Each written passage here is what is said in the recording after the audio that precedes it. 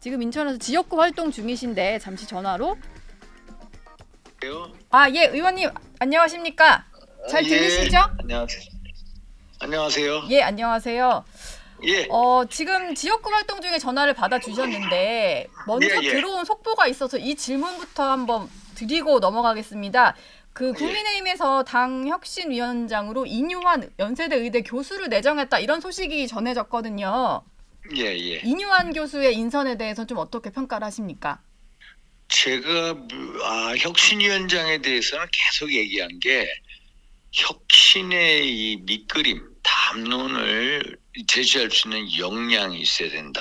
그러려면은 여의도 정치에 대해서 잘하는 베테랑이 있고, 그러면서도 어떤 고도의 정무 감각, 현실 감각, 게다가 추진력, 행동력, 결단력이 있어야 된다고 계속 조건했는데, 이뉴환 교수님은 정말 자랑스러운 한국인이다. 정말 자랑스러운 한국인인데 이제 좋은 집안의 분이고요. 근데 이분 국민통합위원장은 아주 적절한 분인데, 지금 우리에게 필요한 것은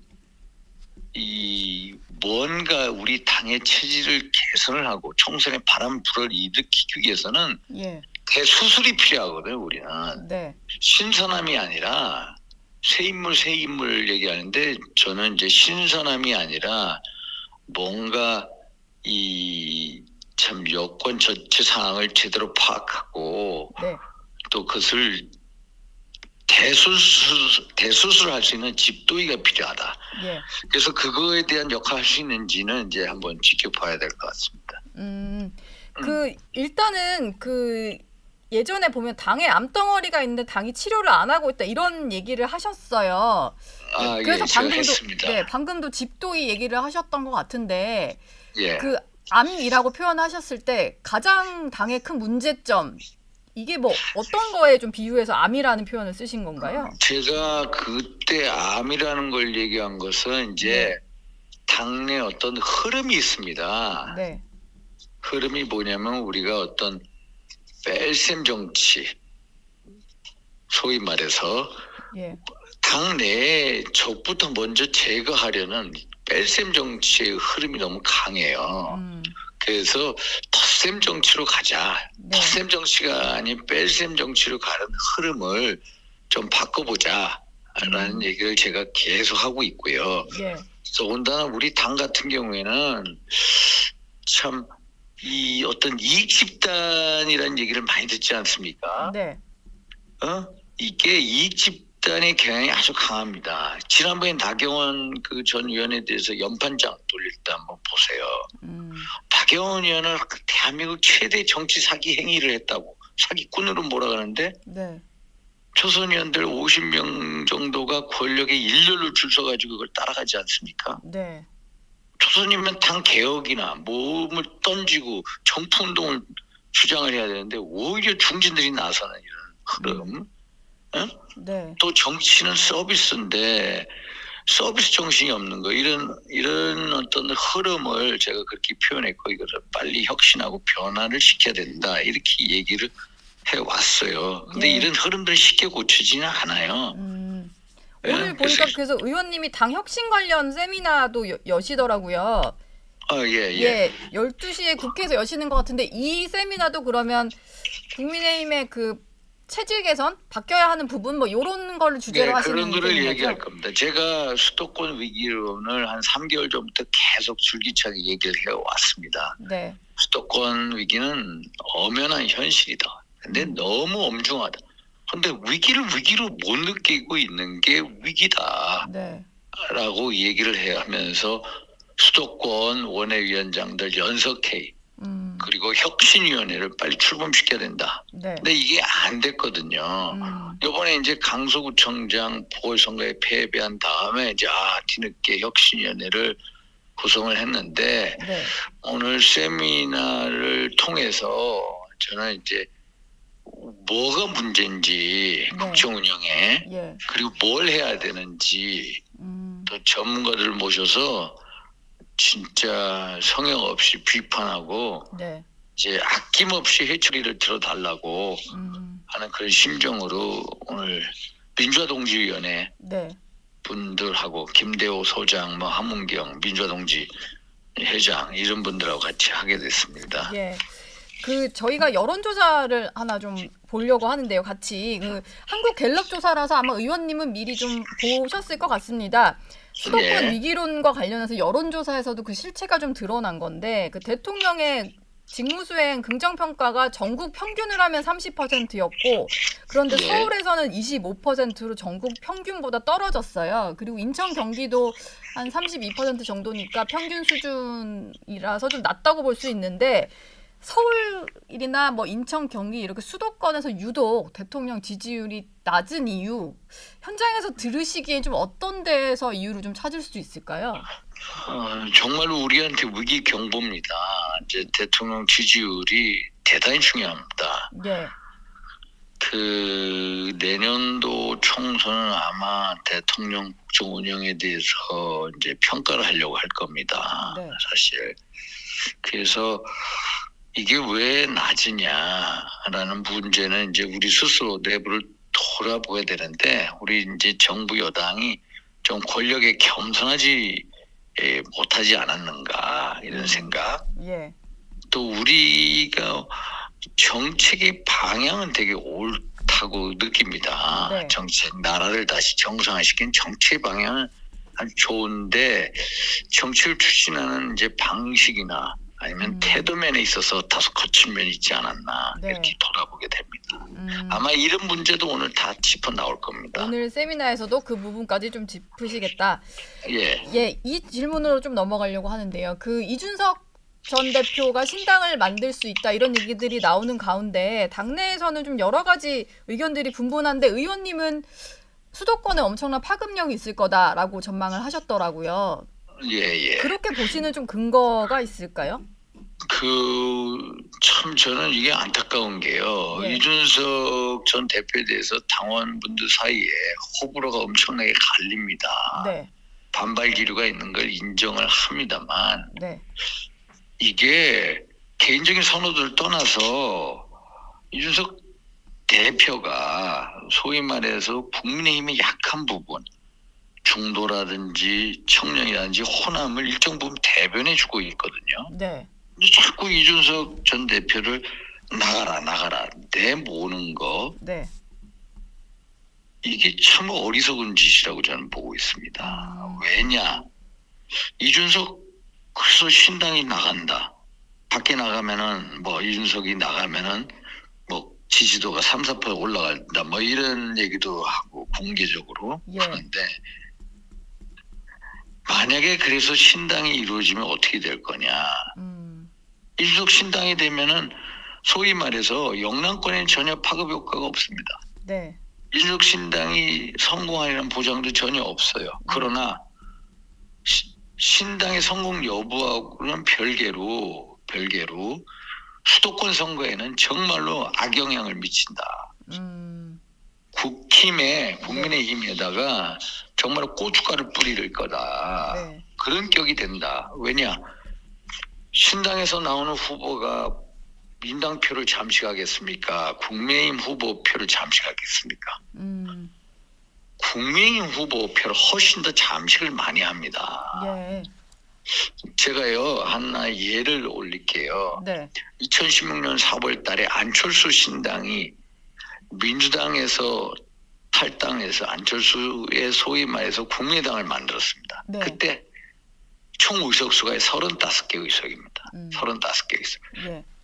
신당 치고 많이 그래서 원내 교섭 단체까지도 이뤄냈죠. 네. 35개서.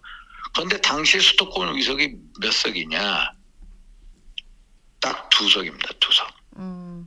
2석밖에 안 됩니다. 예. 그 35개 의석 중에 수도권은 2석입니다. 네. 나머지는 호남에서 많이 얻었습니다. 예. 그때 새누리당의 의석수가 수도권에는 몇 석인지 아세요? 35개입니다. 민당은 82석입니다. 네. 그래서 총 119석인가 그렇거든요. 네. 그런데 이준석 신당이 뜨면은 민당표를 잠식하지 못한다는 겁니다. 민당은 왜 안철수가 민당에서 나와서 신당을 차려도 네.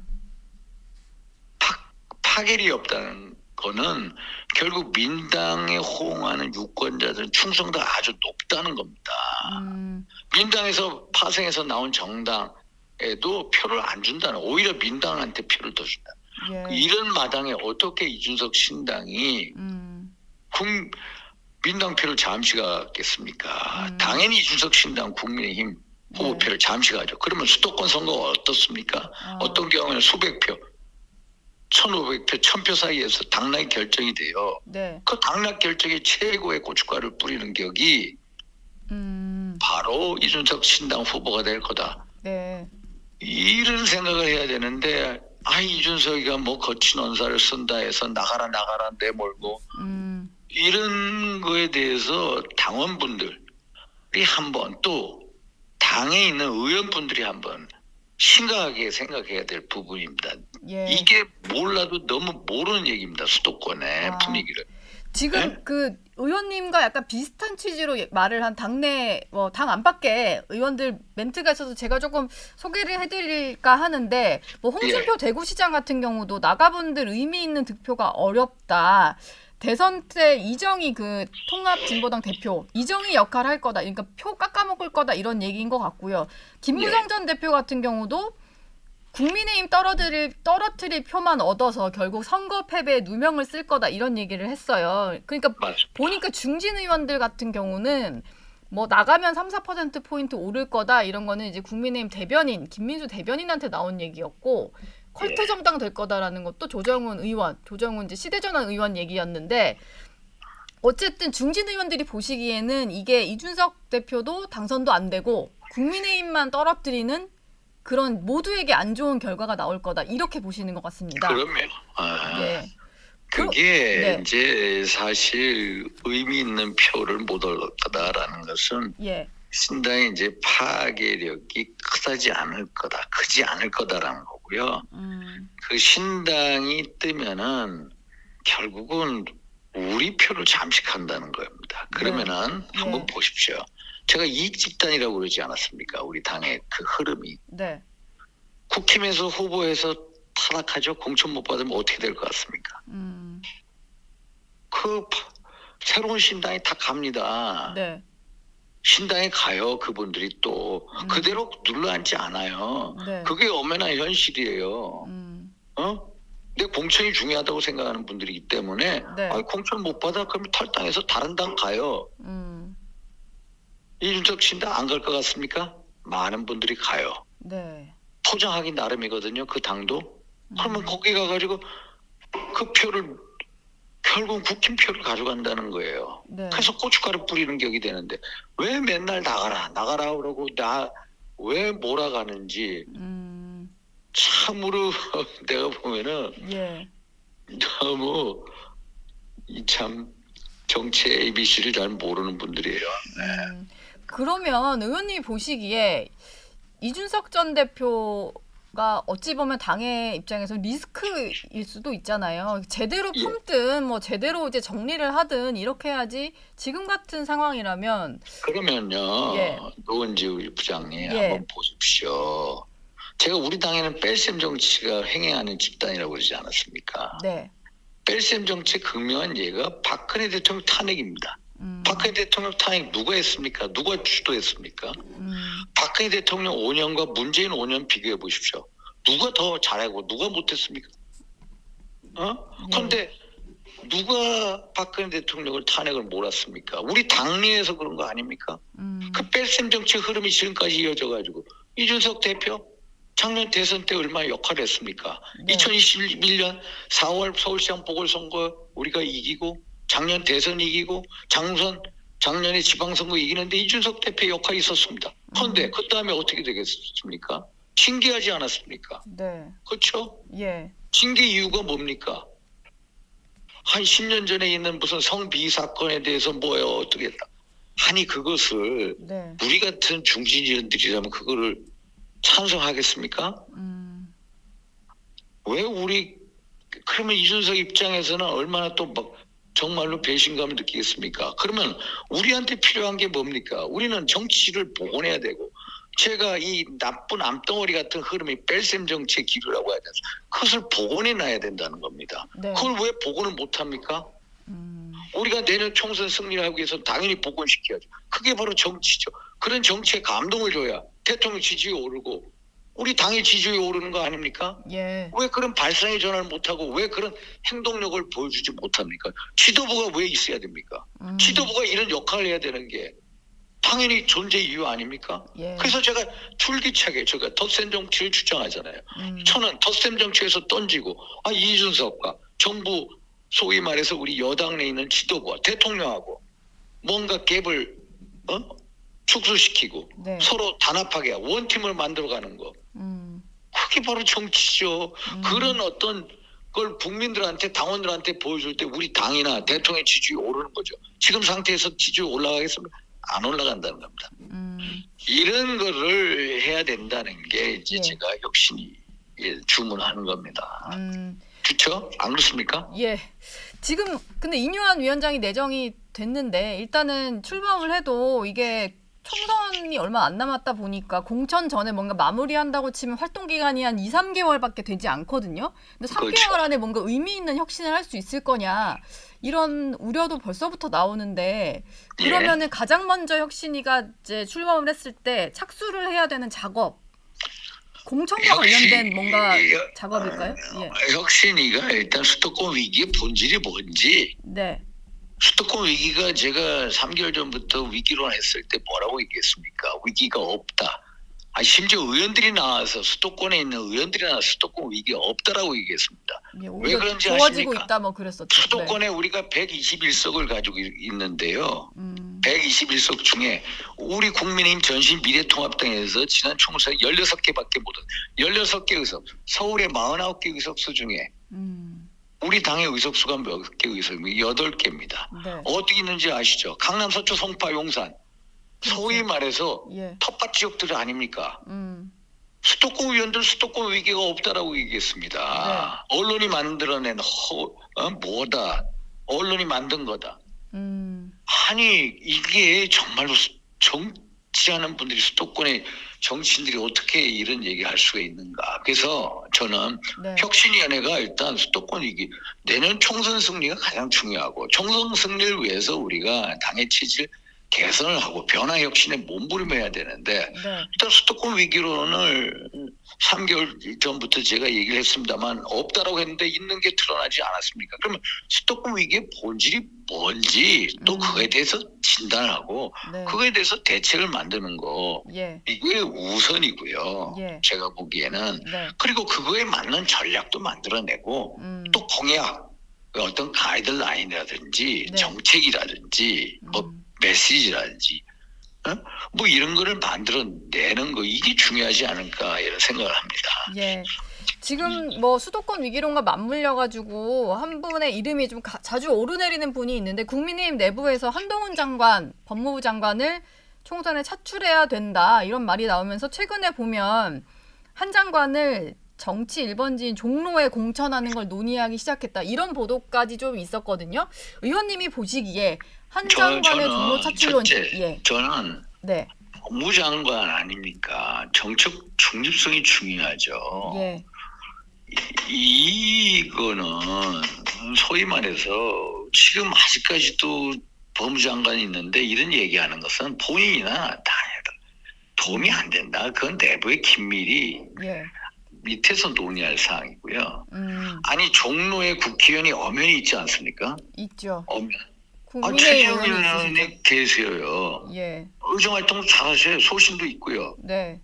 근데 정치 도기상 그런 분이 있는데 종로라는 데를 딱 찍어가지고 얘기한다는 것은 저는 저의 정치 사전에는 없는 얘기고요. 네. 그리고 한동훈 장관 문제는 한동훈 장관이 나와서 어디 뭐냐 이기고 지는 게 중요한 게 아니라 정말로 내년 총선에서 선거에 바람 불을 일으키는 데 나가야 되는 겁니다. 네. 에? 그런 역할을 할 수 있는 데가 어디냐. 만약에 지역을 고른다면 꽃가마 타는 게 아니라 뭔가 노를 젓는 이런 역할을 네. 했으면 하는 바람을 가지고 있습니다. 예를 들자면은 수도권에서도 좀 힘든 험지 같은 데를 뭐 그거는 모르겠는데 예. 한동훈 장관 정도 되면은 네. 어떤 총선 본인의 개인적인 어떤 승리보다는 당의 네. 총선에 있어서의 바람을 불어일으켜야 된다. 네. 바람을 불어일으킬 수 있는 것에 대해서 전략적으로 판단해야 될 부분이고, 어? 네. 그래 뭐 어디 뭐 송파에 사니까 송파 뭐 어디 나가서 어떤 그런 꽃가마 타는 정치인의 이미지 예. 보다는 정말 총선 승리를 해서 노를 짓는 그런 역할, 그런 이미지로 갔을 때 본인의 앞으로 정치 행보에 크게 플러스로 작용할 거다 이렇게 말씀드리고 싶습니다. 예. 의원님 연결이 됐는데 당내 상황까지 좀 여쭤봤고요. 예. 그리고 이 질문도 좀 드리고 싶은데 얼마 전에 이제 외통이셔서 해외 국감을 다녀오셨잖아요. 예. 예, 주중대사관 국감이 뭐 제로 코로나, 중국에서 제로 코로나 정책 폐지한 이후에 4년 만에 대면으로 열렸다고 하던데 가서 좀 가장 주목하신 부분이 있으셨을까요? 가장 주목한 부분은요. 그거 열리기 전날인가 우리 중국에 있는 탈북민 600여 명이 강제로 기습적으로 예.